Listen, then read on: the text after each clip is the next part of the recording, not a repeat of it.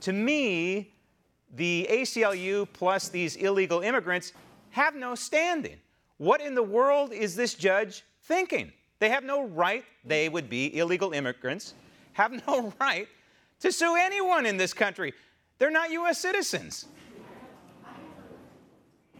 Well, I'm not sure that statement would entirely pass muster with some of the other decisions that the Supreme Court has handed down, because the Supreme Court has said, look, the Constitution sets up a limited federal government, and the federal government just doesn't have the power to do certain things. And while you're correct that people who cross the border don't have the full rights of citizens, they do have rights against some unreasonable searches and seizures, and they also do have due process rights. So, when people come here, whether they're coming here completely illegally or they're coming here looking for amnesty, the U.S. Supreme Court has said they do have a few rights, and I think that that's rooted in the presumption that the federal government is a government of limited authority. As such, the government just can't act broadly with respect to everyone and say, look, we're not going to allow you these basic rights. This limits the federal government. All right, My guess is that's what this judge was tapping into. All right, fair enough. That's on the record.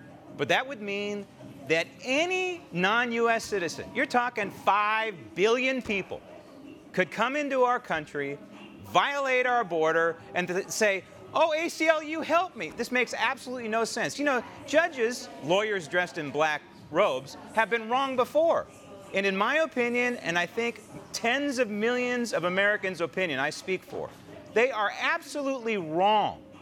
Illegal immigrants, by definition, have zero constitutional rights. They have human rights, as any human being on this planet has, but they do not have my constitutional rights. They do not have your constitutional rights. This is wrong. And this ruling from the judge is arbitrary. He's legislating from the bench. He's saying, okay, 30 days for kids over 5, kids under 5, 14 days, boom, let's move on. What right? What right? Where in the Constitution does it allow this guy, this lawyer dressed in a black robe, appointed by George W. Bush, where in the Constitution does it give him the authority? Last I checked, under Article 1, that authority lies with the United States Congress. Where does it give him the authority to legislate from the bench like this? Well, again, you're going back to arguing Marbury versus Madison, which sets up the presumption of judicial review of some of the things that the other branches of government do. Yeah, but it's more than judicial review. Check and balance system. This is not judicial review. It's not just one where the executive does whatever. It's not judicial review. This is legislating from the bench. He's setting up the parameters of law from the bench. You can't do that.